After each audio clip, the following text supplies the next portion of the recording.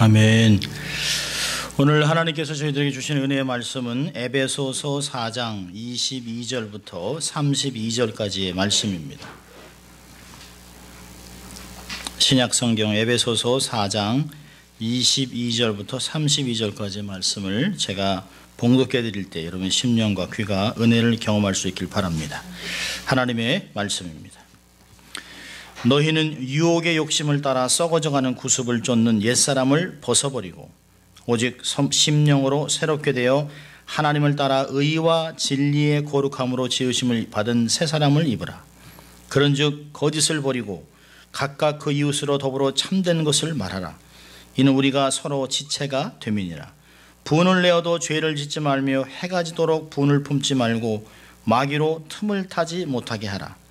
도적질하는 자는 다시 도적질하지 말고 돌이켜 빈궁한 자에게 구제할 것이 있기 위하여 제 손으로 수고하여 선한 일을 하라.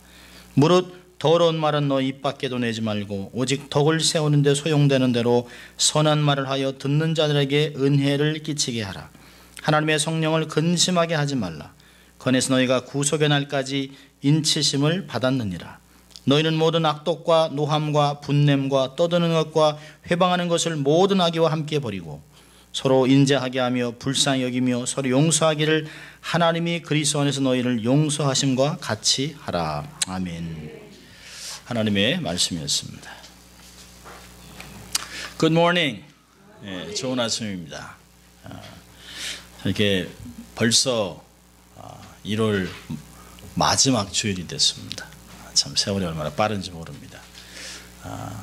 분주한 가운데도 또 주일을 기억하고 하나님을 예배하고 말씀을 경청하게 모인 여러분을 주의 이름으로 환영합니다. 자, 우리 한번 해볼까요? 우리 좀 가슴에다가 손을 대고 우리가 고백하는 거예요. 나는 하나님의 특별한 사랑을 받은 사람이다. 두 번 하겠습니다. 나는 하나님의 특별한 사랑을 받은 사람이다. 나는 하나님의 특별한 사랑을 받은 사람입니다. 믿습니까, 여러분? 아멘. 자, 우리 한번 또 외쳐봅니다. 하나님을 기쁘시게, 사람을 행복하게. 네, 그렇습니다. 어떤 상황 속에서도 내가 하나님의 사랑을 계속 입고 있다. 비록 나는 변하고 실족하고 하나님의 마음을 아프게 하는 상황 속에 있다 할지라도 하나님은 여전히 우리를 사랑한다. 그 사랑은 변함이 없다. 여러분, 우리가 신앙생활을 하면 할수록 부모님의 사랑을 또 알아갑니다. 또 나이가 먹고 철이 들면 정말 옛말에 자식은 부모를 버려도 부모는 자식을 버릴 수 없다라고 하는 말이 뭔지를 알게 됩니다. 그런 걸 보면 우리가 말씀대로 살겠다고 약속하고 작정하고 헌신한다고 떠들어대지만 결국에는 실족하고 낙심하고 좌절하고 믿음이 막 흔들리는 가운데서 세상 사람들하고 별다르지 않는 모습을 살아가고 있는데도 불구하고 하나님은 여전히 우리에게 사랑가를 불러주시고 사랑한다고 고백하는 걸 보면 역시 하나님은 우리의 아버지 맞습니다. 그분의 사랑은 정말 변하지 않습니다. 그 사랑을 기억한다면 내가 정말 하나님을 기쁘시게 해야 되겠다. 그리고 내 곁에 목적을 두고 지나가게 하시고 만나게 하는 모든 지체들을 행복하게 해야 되겠다. 이게 십자가의 사랑 아니겠습니까? 하나님을 기쁘시게 모든 사람을 행복하게. 그렇게 한다면 우리 하나님의 나라를 대표하는 하나님의 나라의 에이전트로 축복의 통로로 삶을 살아갈 수 있다고 믿습니다. 세월이 참 유수같이 흐릅니다. 얼마나 빨리 흘러가는지 모릅니다. 해피 뉴 이어 했는데 벌써 25일이 휙 지나가고 있습니다. 그리고 다음 주에는 2월 달로 만나게 됩니다. 우리는 계속해서 올해는 어떻게 능력 있게 신명나게 한 해를 살아갈까? 이제까지 살아온 것보다 훨씬 복되게 살아갈 것인가를 성경을 통해서 교훈을 받고 있습니다. 여러분, 오늘 본문을 펴놓으시고 보세요. 에베소 4장 22절부터 32절까지 우리가 두 번이나 반복해서 읽었는데요. 지난주는 25절부터 27절까지를 봤습니다. 오늘은 28절, 29절을 집중적으로 두 가지를 보려고 합니다. 매주 가능하면 두 개씩 보려고 하는데요. 가장 중요한 것은 22절에 옛 사람을 벗어버리고 또 24절에 거룩함을 입은 지으심을 새 사람을 입으라. 옛 사람을 벗어버리고 새 사람을 입는 것은 반드시 23절에 심령이 새롭게 될 때만 가능한 것입니다. 24절에 얘기하는 거룩함으로 지으심을 받는 새 사람을 입는다는 게 뭘까요? 하나님의 거룩을 회복하는 것이에요. 어떻게 하면 하나님의 거룩을 회복할 것인가? 그것을 우리가 보는 것입니다. 한 해를 어떻게 정말 더 하나님을 닮아가고 더 하나님과 동행하고 더 하나님을 기쁘시게 하는 삶이 무엇일까를 한 가지씩 보는 것입니다. 우리가 지난주에 두 가지 봤는데요. 지난주에 두 가지 본 것은 25절에 거짓을 버리고 각각 참된 것을 말하라. 두 번째는요, 26절과 27절은 분을 다스리면서 살아라. 지난주에 얘기했습니다. 어떻게 하면 경제적으로 살 수 있을까? 분을 내면 옷값이 많이 든다. 지난 기억하십니까? 헐크, 화가 나면 옷이 확 이래가지고 커져가지고 헐크 돼가지고 옷을 찢잖아요. 그래서 분을 내면 옷값이 많이 듭니다. 경제적으로 살아가려면 분을 다스리고 삼아야 됩니다. 여러분 어떠셨어요? 한 주간 살면서 혹시 분을 내셨습니까? 아마 분을 안 내셨겠죠. 참된 것을 하고 거짓이 나오려고 하면 혀를 깨물고 어금니를 물어가면서 거짓말을 하지 않기로 격정을 하고 그러셨어요? 혀를 물면서 아프셨습니까? 한 주간 분을 다스리면서 막 기쁨과 즐거움과 행복함으로 사셨습니까? 아멘. 그렇죠? 혹시 분 때문에 뭐 한 끼 금식하신 분 계세요?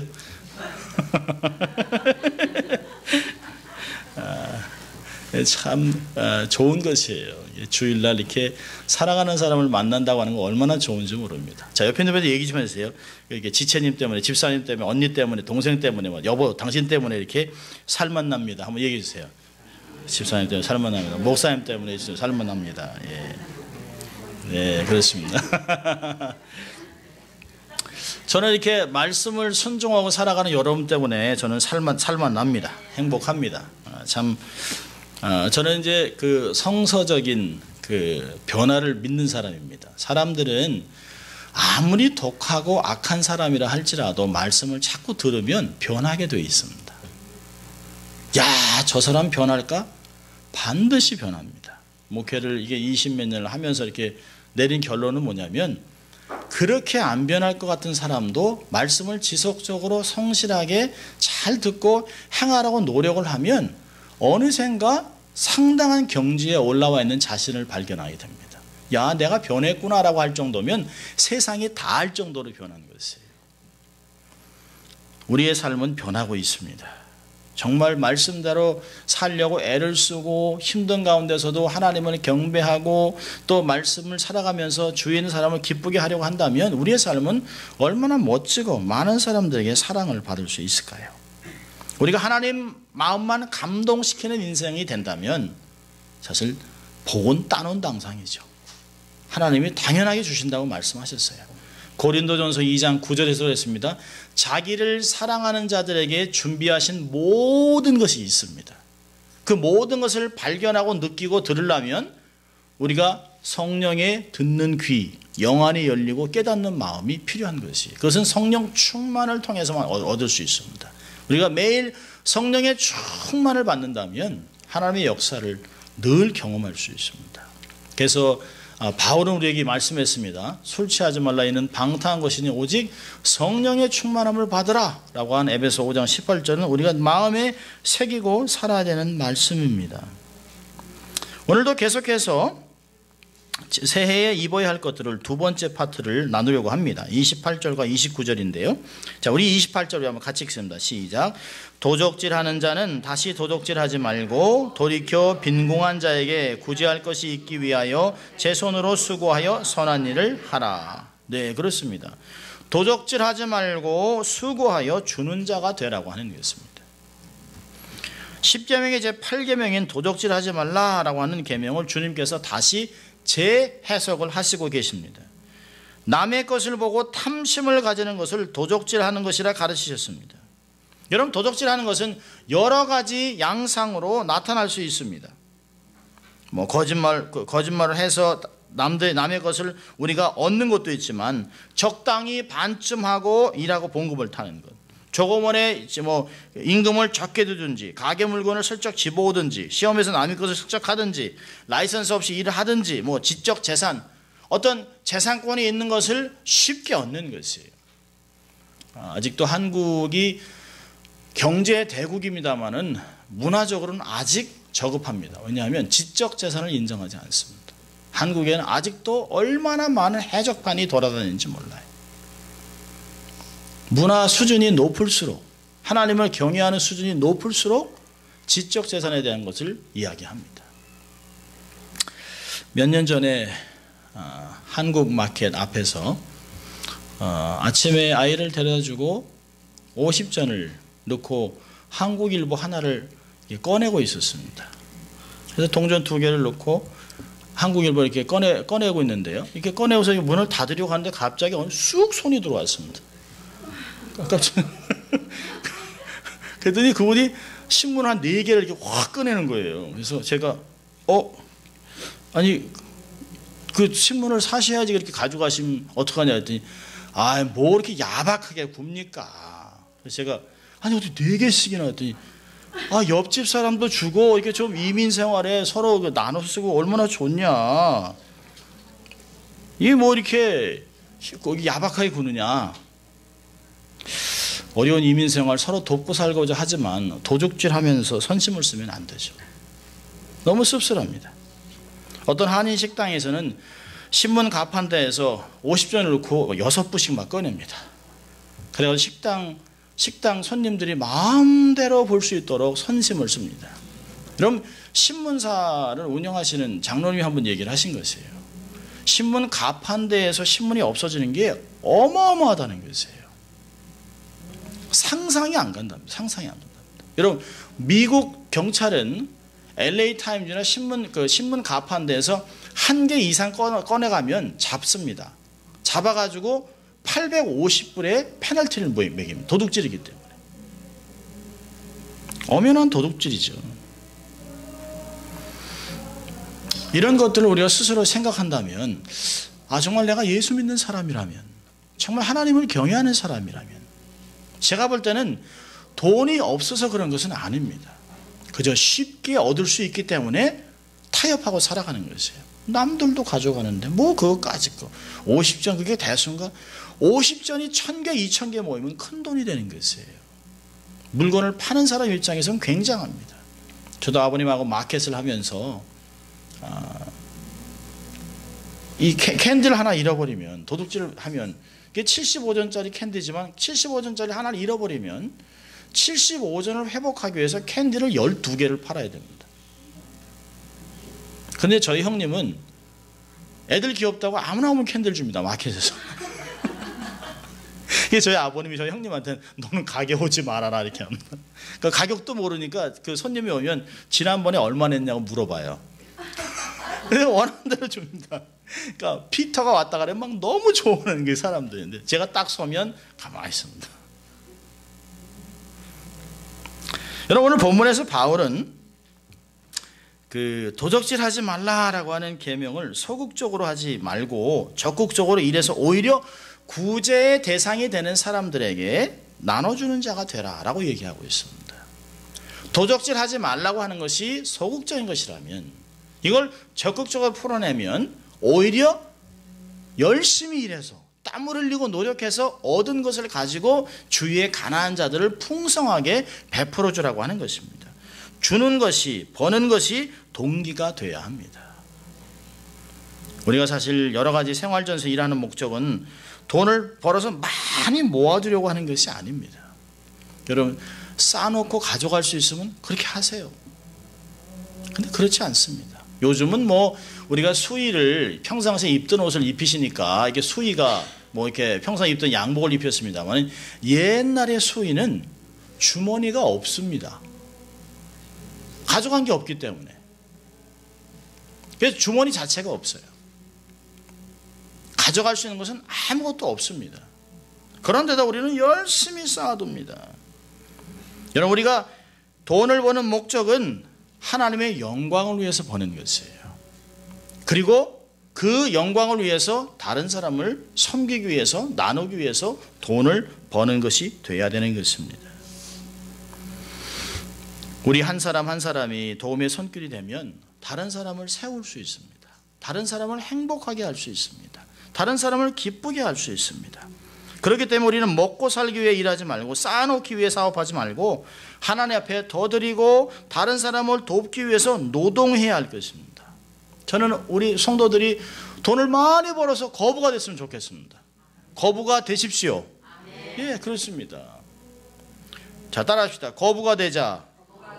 돈 벌어 남 주자. 예, 두 번째 거는 좀 이렇게 좀 약해집니다. 거부가 되자. 돈 벌어 남 주자. 여러분, 우리가 성장하면서 어머니가 늘 그랬습니다. 야, 공부를 남 위해서 하냐? 너를 위해서 해야지. 아니, 너를 위해, 너 잘 되라고, 너 성공하라고 공부하는 거지. 근데 그건 부분적인 모습입니다. 정말 성경은 공부를 열심히 해서 공부를 하고 싶어서도 하지 못했던 그런 사람들을 위해서 지식을 나누는 것이에요. 저같이 미국 온 지 37, 8년이 된 사람은 영어를 하니까 갓 이민 온 사람들에게 영어로 섬겨야 돼요. 빚진 자의 삶을 살아가는 것이에요. 공부를 한 사람은 공부를 하지 못한 사람을 위해서, 건강한 사람은 건강하지 못한 사람을 위해서, 돈이 많은 사람은 돈이 필요한 사람들에게 나누며 살아가는 것이 하나님 나라의 원칙입니다. 여러분, 하나님 나라의 공동체는 얼마나 복됐을까요? 처음에 광야를 지나면서 만나가 떨어졌습니다. 이스라엘 공동체가 광야를 지나면서 먹을 것이 없는데 하나님이 만나를 내려주셨습니다. 그런데요, 만나를 먹은 사람이 모두가 풍족하게 먹었다고 얘기합니다. 그런데 그것이 아침에 나가지 않으면, 해가 뜨면 만나가 다 썩습니다. 자, 그렇다면 이스라엘 공동체 안에 노인이 없었을까요? 있었습니다. 병자는 없었을까요? 있었습니다. 어린아이는 없을까요? 있습니다. 아파서, 나이가 많아서, 너무 어리기 때문에 나갈 수 없는 모든 사람들에게 공동체는 똑같이 나눠 먹었습니다. 그것이 하나님의 교회 이스라엘 공동체의 어떤 모습들을 가르쳐 주는 것입니다. 우리는 나누며 살아가야 합니다. 하나님은 선한 의지를 가지고 지극히 선한 목적을 위해서 인간을 창조하셨습니다. 하나님은 인간에게 자기를 위해서 먹을 수 있는 만큼 외에 풍족함을 벌 수 있도록 기회를 하나님이 제공하세요. 우리가 욕심을 조금만 줄인다면, 우리가 정말 쥐려고 하는 마음을 조금만 내려놓는다면 우리의 삶을 보면 넉넉함이 있습니다. 충분한 시간, 충분한 재능, 충분한 능력들을 다 주셨습니다. 그래서 인간의 재능과 시간, 능력은 인간 자신의 것이라기보다는 하나님의 것입니다. 하나님이 어떠한 목적을 가지고 우리에게 재능도 주시고 또 건강도 주시고 물질도 주시는 것을 발견할 수 있습니다. 베푸는 삶은 옵션이 아닙니다. 반드시 실천해야 되는 의무입니다. 왜냐하면 베풀며 사는 삶이 하나님의 마음을 기쁘시게 하는 삶이기 때문에 그렇습니다. 창조주를 기쁘시게 하는 일, 마땅히 그래야 할 지극히 당연한 줄 하나이기 때문에 그렇습니다. 톨스토이 소설에 나오는 이야기인데요. 어떤 농가의 한 거지가 구걸하러 왔습니다. 농부의 밭에는 도마도, 오이, 가지 등 많은 열매가 맺혔습니다. 풍부합니다. 근데 농부의 아내는 너무 욕심이 많아요. 그래서 자기에게 작은 도마도와 몇 가지 오이를 달라고 하는 그 사람에게 썩어가는 마늘 줄기를 주었습니다. 또 배가 고픈 거지는 그래도 좋다고 그걸 가져가서 먹었어요. 그리고 감사했습니다. 훗날 농부의 아내가 죽었을 때 그녀는 천사에게 천국으로 보내달라고 애원했습니다. 천사는 그녀에게 마늘 줄기를 내밀었습니다. 그러나 그것은 썩은 것이었기 때문에 농부의 아내는 천국으로 가다가 그 마늘 줄기가 뚝 끊어져 가지고 지옥으로 떨어지고 말았다. 라고 하는 것이 톨스토이의 소설에서 나오는 이야기입니다. 우리는 자신 안에 모든 것을 담아두려고 합니다. 다 내 것. 여러분, 이 공기도 다 우리에게 주신 것이에요. 물도 그렇습니다. 바다도 그렇습니다. 강도 그렇습니다. 이 모든 것들을 즐기라고 주셨는데 우리는 꼭 소유하려고 합니다. 우리의 창고에 거둬두려고 합니다. 그리고 나누기보다는 어리석은 부자같이 야, 이제 많이 모아놨다. 이제 내 영혼아 쉬자. 그때 주님이 뭐라고 합니까? 이 바보야. 오늘 너의 목숨을 내가 오늘 가져가면 내가 소유하고 있는 모든 것은 누구의 것이 되겠느냐라고 얘기하는 것을 볼 수 있어요. 여러분, 우리는 이 세상의 소풍을 마치고 이제 우리의 본향으로 돌아갑니다. 그때는 가져갈 것이 별로 없어요. 그런데도 마치 소풍 가는 사람이 큰 가방을 메고 큰 짐을 메고 다니는 것을 볼 수 있습니다. 그것을 전도서는 그것이 헛되고 헛되다라고 이야기하는 것입니다. 자, 그러면 어떻게 해야 나누며 살아갈 수 있겠습니까? 첫째로, 나의 모든 것은 은혜로 받았다는 것을 인정해야 합니다. 내가 소유하고 있는 모든 것, 고린도전서 4장 7절에서는 누가 너를 구별하였느뇨? 내게 있는 것 중에 받지 아니한 것이 무엇이뇨? 내가 받았은즉 어찌하여 받지 아니한 것 같이 자랑하느냐? 고린도전서 4장 7절에 보면 내가 갖고 있는 지식, 내가 갖고 있는 은사, 내가 갖고 있는 건강, 내가 갖고 있는 모든 재물 다 하나님께로부터 온 것인데 어찌하여 내가 얻은 것 같이 내 것인 양 하나님의 것이 아닌 것 같이 그렇게 자랑하고 있느냐라고 사도 바울은 이야기하고 있습니다. 여러분, 하나님께 주시지 않으면 얻을 수가 없습니다. 여러분, 내가 노력해서 얻었다라고 생각하는 것이 얼마나 오산입니까? 여러분, 우리보다 더 열심히 일하는 사람은 세상에 많습니다. 아프리카 사람들 보세요. 아침에 동트기 전에 나가서 해가 질 때까지 애를 쓰고 수고해도 하루에 75전 일부를 못 봅니다. 개발도상국의 사람들 게을릅니까? 아닙니다. 게을르기 때문에 못 사는 것이 아니에요. 그들이 공부를 하기 싫어서 공부를 안 합니까? 아닙니다. 공부할 수 있는 여건이 안 됩니다. 노트도 없습니다. 책도 없습니다. 선생도 없습니다. 그냥 메마르서 정말 입에 풀칠하기 바쁜 인생들입니다. 하루에 한 끼를 먹는 게 소원인 사람들이에요. 정말 8살짜리가 그 집에 가장으로 소년 가정을 살아가면서 돌을 깨면서 손이 다 부러뜨고 다 깨지고 손톱이 다 빠졌습니다. 그 아이가 그렇게 수고를 해도 한 끼를 못 먹는 거예요. 그 어린 것이 그날 일해가지고 얻은 빵을 그 얼마나 먹고 싶겠습니까? 그걸 자기 동생 3살, 4살, 5살짜리들한테 빵을 주기 위해서 그걸 집으로 가져가요. 그 얼마나 먹고 싶겠어요. 그리고선 그걸 쪼개가지고 동생들의 입을 넣어줍니다. 그리고 자기가 먹으려고 그러는데 동생이 그걸 또 형 거를 입에서 빼서 자기가 가져가요. 그리고 자기는 밖에 나가서 물 떠마시는 거예요. 배만 이렇게 뻗어요. 그 아이에게 물어봤습니다. 너의 소원은 뭐냐? 학교 가고 싶다는 거예요. 학교. 그런데 그 다음 날도 그는 학교 갈 시간에 또 일하러 가는 것이에요. 동생들을 먹여야 되기 때문에. 일상생활입니다. 여러분, 우리의 삶에 허락하신 건강, 우리의 삶에 주신 학위, 재물 다 하나님의 은혜입니다. 여러분, 요한복음 21장 17절을 보면 갈릴리 바닷가 그쪽에 디베랴 바닷가 거기서 얘기합니다. 얘들아, 고기가 있느냐? 그러니까 밤새 노력해도 고기를 못 잡았습니다. 오른쪽으로 그물을 던져봐라. 그러니까 그물을 던졌는데 153마리의 고기를 건졌습니다. 그러니까 요한이 얘기합니다. 주시라. 무슨 얘기입니까? 우리의 삶에 축복이 임한 것은 주님이 하셨다는 것이에요. 우리의 삶에 늘 짧은 고백이지만 It is the Lord, 주님이 하셨다 라고 하는 고백을 해야 됩니다. 한번 따라해 볼까요? 주님이시다.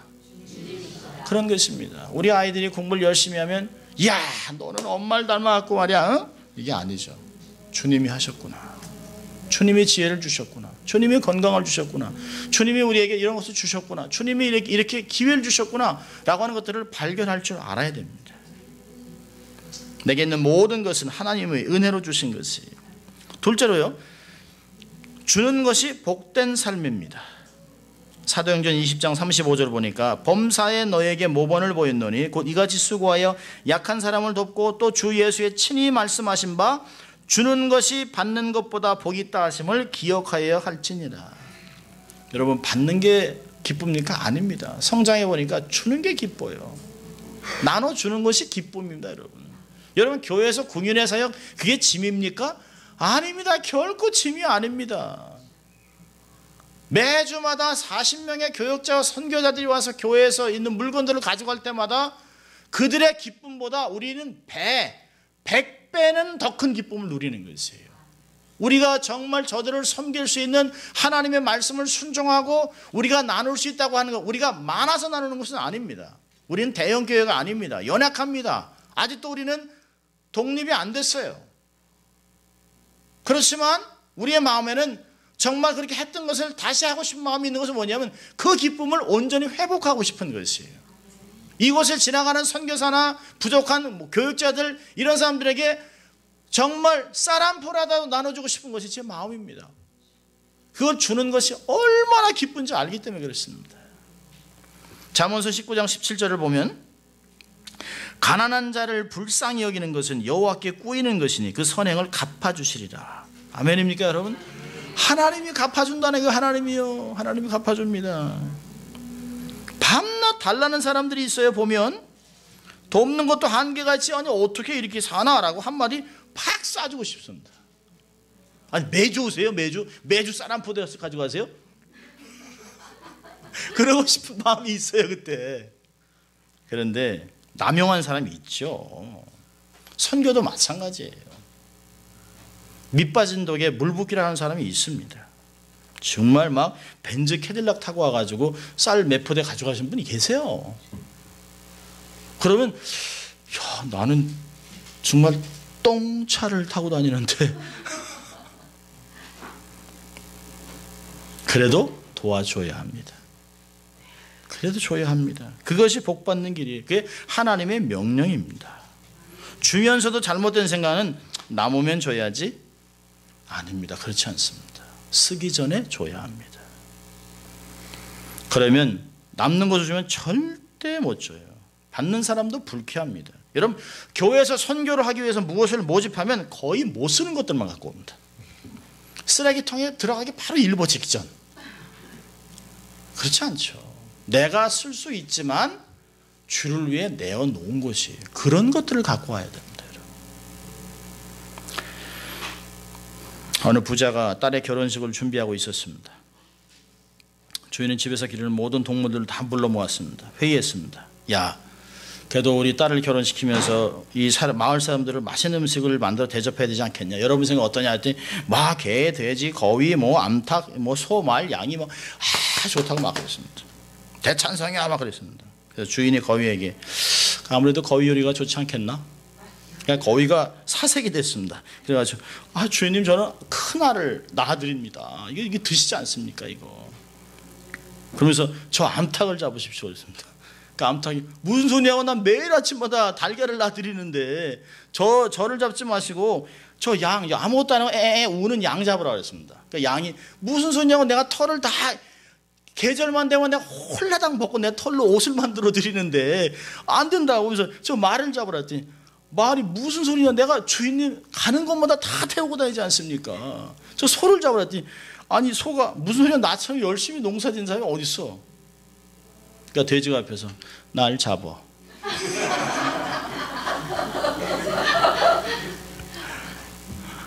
여러분, 희생이 없이는 줄 수가 없어요. 희생이 없이는. 이 동물들이 좀 재밌잖아요. 잔치에는 다 동의를 했지만 희생은 하려고 하지 않아요. 희생하려고 하려고 합니다. 사람들도 마찬가지죠. 남의 희생을 통해서 얻는 기쁨은 무의미하죠. 우리가 도움을 받고 살았던 사람이라면 삶의 패턴이 되지 말고 당연히 여기지 말고 다른 사람을 이제 내가 도와야 되겠다, 좀 섬겨야 되겠다, 이런 마음들을 좀 가져야 된다는 것이에요. 남에게 베풀며 사는 사람은 다 복을 받고 부유하게 살아갑니다.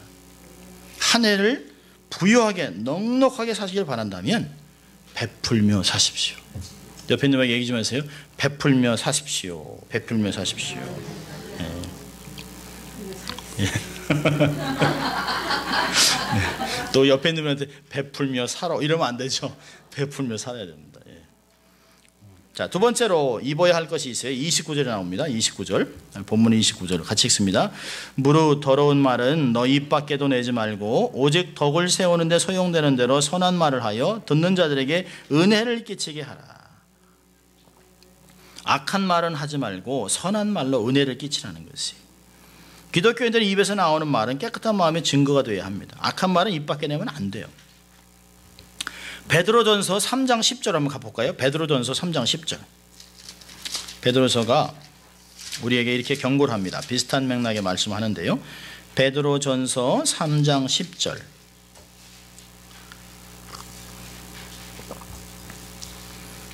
같이 읽습니다. 그러므로 생명을 사랑하고 좋은 날 보기를 원하는 자는 혀를 금하여 악한 말을 그치며 그 입술로 괴유를 말하지 말고. 그렇습니다. 악한 말은 하면 안 돼요. 여러분, 악한 말은 뭘까요? 음담패설, 절대로 해서는 안 됩니다. 예수 믿는 사람은 더러운 이야기를 하면 안 돼요. 험담, 비방의 말, 비꼬는 말, 상대방의 심령을 상하게 하는 말, 쌍스러운 말, 욕하는 말, 상대방을 깎아내리는 말, 부정적인 말, 수치를 주는 말, 공동체를 허무는 말, 개인을 향한 하나님의 뜻을 무너뜨리는 말, 인간의 존엄성을 파괴하는 말, 이런 것들이에요. 말도 많습니다. 연합을 허무는 가장 강한 무기는 뭘까요? 가장 악한 무기는 혀입니다. 혀. 이 혀 새치 하나로 사람을 죽여요. 너는 왜 그렇게 못생겼니? 이 콩알 만한 놈이 이게. 아이고 꼬래. 네가 뭘 하냐? 아쭈 많이 컸네. 이게 우리가 평상시에 쓰는 말들이에요. 근데 이 말을 듣는 사람들은 마음이 많이 상합니다. 많이 상해요. 여러분, 말은 사람의 감정을 상하게 하는 능력이 있습니다. 그리고 굉장히 오래갑니다. 패려한 말, 그러니까 가시가 돋친 말입니다. 푹 찌르는 말이에요. 사람들의 말. 그런 말 하지 말아라 라고 잠언서 15장은 이야기합니다. 여러분, 사람이 사실 허물이 없을까요? 다 있습니다. 털어서 먼지 안 나는 사람이 어디 있습니까? 인생을 살아오면서 실수 안 한 사람이 어디 있어요? 15살, 20살이라도 실수가 없겠습니까? 있습니다. 그럴 허물은 들추라고 준 것이 아닙니다. 허물은 감추라고 준 것이에요.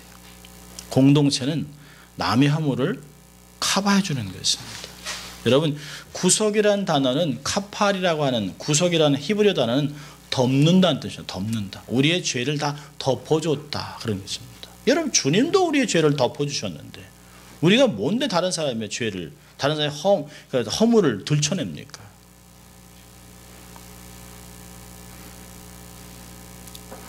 과거를 들추지 마세요. 지나간 것은 이제한 것은 지나갔습니다. 그런 말 하지 마세요. 사람의 감정을 나쁘게 하는 말은 정말 나도 나빠요. 사실 상대방의 감정만 나쁘게 하는 거 아니에요. 말을 한 사람도 감정이 나빠집니다. 다른 사람이 흉을 본 일이 있으면 사람은 알아요. 흉을 볼 때는 막 덩달아 가지고 막 얘기합니다. 마치 기회가 된 것 같이 한 사람이 툭 던져놓으면 그냥 막 도마에 올려놓고 다 칩니다. 그래놓고 깔깔대고 웃고 하지만 나중에 집에 갈 때 찝찝합니다. 요강으로 물 떠먹은 것 같이 그냥 찝찝해요. 이걸 왜 했나? 이런 말은 뭐하러 했나? 얼마나 후회가 되는지 몰라요.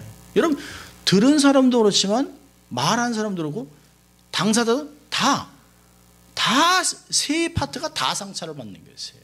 하면 안 돼요. 마음을 상하게 하는 말을 하면 안 됩니다. 자, 선한 말이란 뭘까요? 첫째로 성경에서 얘기하는 선한 말, 선한 말을 하여. 덕을 세우는데 선한 말, 첫째로는 정직한 말입니다.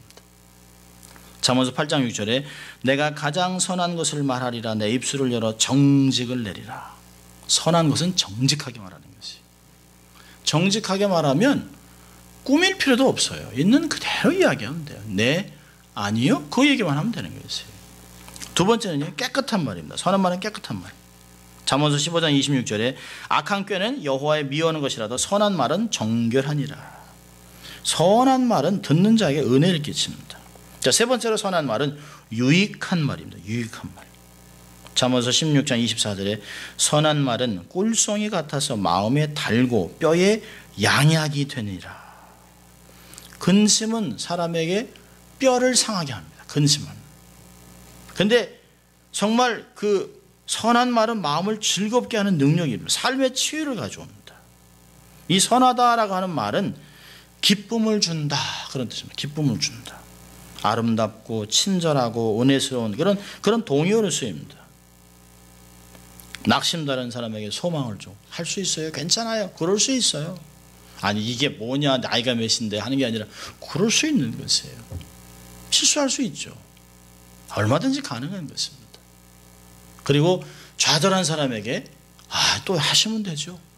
다시 일어나면 되는 거죠. 하나님은 방법이 많습니다. 또 우리 일어나면 되는 거죠. 하나님 능력이 있으면 우리 하나님이 도우시면 다 할 수 있어요. 이 얼마나 좋은 말들입니까? 저는 부작용도 없이 사람을 치료할 수 있는 말이 여러분 안에 있어요. 우리에게 의사 면허증은 없지만 치료하러 가세요. 말하러 가세요. 의료법에 저촉되지 않습니다. 아름다운 말하는 것은. 참 이 어느 화장품 회사에서 내건 구호인데요. 아름다운 피부가 숨을 쉰다. 참 들어도 좋잖아요. 그렇죠? 인류를 아름답게 사회를 아름답게 무슨 화장품 이랬습니다. 이 말이라는 게 들으면 그러니까 그러면 사고 싶은 거예요. 피부가 숨을 쉰다. 나도 한번 피부를 쉬게 해볼까? 그렇게 해서 화장품을 산단 말이에요. 카피라이터들이 사람들을 캐치하는 말들을 만들어냅니다. 우리는 얼마나 좋은 말들을 갖고 있습니까? 얼마나 정말 하나님의 축복, 하나님의 은혜, 하나님의 사랑, 하나님의 긍휼, 하나님의 놀라운 축복들을 나눌 수 있는 말들을 우리가 다 갖고 있습니다. 돈도 들지도 않습니다. 라이센스도 필요하지 않습니다. 그저 다니면서 사람들에게 나눠주면 되는 것이에요. 무상으로 나눠주면 되는데요. 그 나눠준 결과는 말로 표현할 수 없이 얼마나 큰 행복이 있는지 몰라요. 공동체, 사람들이 말로 소망을 얻고 힘을 얻고 다시 재기할 능력이 나타나고 하나님의 사람들을 사랑하고 교회를 사랑하는 마음들이 생긴다는 것입니다. 화장품으로 인류를 아름답게 사회를 아름답게 화장품으로 인류를 아름답게 사회를 아름답게 할 수 있다면 얼마나 좋겠어요. 근데 그렇게 안 되죠. 화장품이 되는 게 아니에요. 이렇게 화장품으로 인류를 아름답게 사회를 아름답게 하려고 하는 그런 아내를 둔 남편은 정말 돈 많이 벌어야 됩니다. 열심히 벌어줘야 돼요. 열심히. 화장품으로 되는 게 아니에요. 사람이 아름다워야죠. 사람이. 마음이 평안하면 마음이 좋으면 화장이 잘 받아요. 기뻐보세요. 기뻐보세요. 그럼 그냥 뭐 어떤 화장품을 써도 그냥 완전 자연미인 되죠. 자연미인 막 그냥 막 정말. 근데 아무리 비싼 걸 사도 뭐 금박이가 있는 화장품을 써도 마음이 아프면 화장빨이 안 듣습니다. 속 사람이 좋아야 돼요. 좋은 말을 하는 사람. 여러분 우리는 깨어지기 쉬운 질그릇입니다. 말 한마디에 툭툭 넘어져 쓰러져요. 그런데 우리 안에 정말 귀한 보화가 있기 때문에 우리 인생이 그래도 견디는 것이에요. 그걸 드러내기 위해서는 좋은 걸 얘기하세요. 보화를 얘기하세요. 내 안에 계시는 예수 그리스도, 나를 사랑하시는 주님, 모든 사람을 도와줄 수 있는 그 주님, 지금도 우리와 함께 하시는 주님, 영원토록 함께 하시고 도와주시고 우리를 인도하시고 성공을 만들어주실 그 주님, 정말 당신의 종들의 형통을 기뻐하시는 주님, 그 주님을 자꾸 얘기하세요. 그러면 되는 것이에요. 그건 믿음으로 우리가 하는 것입니다. 말이 아름다운 사람은 마음도 아름답습니다. 얼마나 좋은지 몰라요. 세월이 지나면서 우리가 느끼는 거죠. 사람들은 다 늙는다. 겉사람은 후패하나 속사람은 날마다 새롭다. 그래서 낙심하지 않는 것이에요. 고린도후서 4장 16절 우리에게 얘기합니다. 낙심하지 말아라. 나이가 많이 들어서 주름살이 생기고 흰머리가 생기고 허리가 굽고 이게 낙심할 일이 아니라는 거예요. 비록 몸은 그렇지만 내 마음 안에는 꿈, 내 신랑 돼서 예수 그리스도를 만나니까 아직도 할 일이 많고 이 땅에 살아야 될 목적이 있고 교회를 섬기겠다. 저 영생을 위해서 일하겠다. 정말 다른 사람을 축복하는 역사가 나타나는 이유는 뭘까요? 그건 새로운 소망이 있기 때문에 그렇습니다. 속사람은 날마다 새로워지는 것이에요. 그래서 영원한 것을 바라보고 그 영원한 것을 이야기하고 영원한 것을 누리고 영원한 것을 나누는 사람들이 된다라고 하는 것입니다. 말의 기준은 딱 기준을 세우는 것이에요. 내가 하나님의 영광을 위해서 말을 하겠다. 두 번째는 공동체의 덕을 세우는 말을 하겠다. 절대로 공동체를 허무는 말 안 돼. 우리 교회 안 돼. 안 돼. 저 사람 안 돼. 이런 말 하지 마세요. 주님이 된다는데요. 공동체를 허무는 말을 하면 안 됩니다. 세 번째는 상대방을 세워주세요. 너무 좋아요. 정말 감사해요. 반가워요. 행복합니다. 좀 안아주시고 막 그러십시오. 이런 말을 들으면 상대방이 근심을 가지고 교회 왔더니 이야 날 사랑하는 사람들이 많네. 이게 좀 살 맛이 있네. 하나님이 정말 사랑하시는 거야. 이런 것들을 느낄 수 있다는 것이에요. 내가 하나님의 영광을 위해서 공동체 이익을 위해서 상대방을 세워주는 말을 하며 살아가기로 작정을 하는 것입니다. 자, 마지막으로 선한 말로 은혜를 끼치기 위해서는 어떻게 될까요? 기도해야 합니다. 깊은 기도를 해야 합니다. 기도하면서 마음을 지켜내야 합니다. 무릇 지킬 만한 것이 마음을 지키라 이에 생명의 근원이 남이니라. 마음을 지켜야 선한 말을 할 수 있어요. 두 번째는 생각하며 말하십시오. 야고보서 1장 19절에 듣기는 속히하되 말하기는 더디하라. 잠언서 15장 23절에 의인의 마음은 대답할 말을 깊이 생각하여도 악인의 입은 악을 쏟아내느니라. 생각해보는 것이 하나님의 영광이 드러날까? 이 말을 하면 상대방이 기뻐할까? 이 말을 하면 교회에 유익이 있을까? 그걸 천천히 생각하는 것이, 깊이 생각해보는 것이, 내가 어떤 말을 해야 저 사람을 살려줄 수 있을까? 이사야 50장 4절에 있습니다. 내가 어찌하여 상대방의 공고한 마음을 말로 위로할 것인가를 알아야 된다는 것이. 성숙한 자들은 말로 다른 사람을 위로하며 살아야 합니다. 날마다 주님과 교제함으로 하나님 원하시는 진실의 옷, 우리 영혼의 새 옷을 갈아입어야 할 것입니다. 오늘은 본문을 근거해서 두 가지 교훈을 받았는데요. 제 손으로 수고하며 베풀며 살라. 두 번째는 선한 말을 하여 듣는 자에게 은혜를 끼치라. 그리고 사람을 살리라는 이야기죠. 사람을 살리고 주위 사람을 복되게 하며 살아가는 한 주간 될 수 있기를 주의 이름으로 축원합니다. 기도하겠습니다. 하나님 아버지 감사합니다. 오늘도 저희들을 부르셔서 예배자로 초청하시고 하나님 말씀을 통하여 또 한 해를 한 주를 어떻게 살아갈지 교훈하신 주님 감사합니다. 하나님 올해도 하나님 남들에게 베풀며 또 다른 사람을 세워주고 격려하며 행복하게 만들어가는 한 해가 될 수 있도록 한 주가 될 수 있도록 우리들을 사용하여 주시옵소서. 감사합니다. 예수님 이름으로 축복하며 기도합니다. 아멘. 이제 다 일어나셔서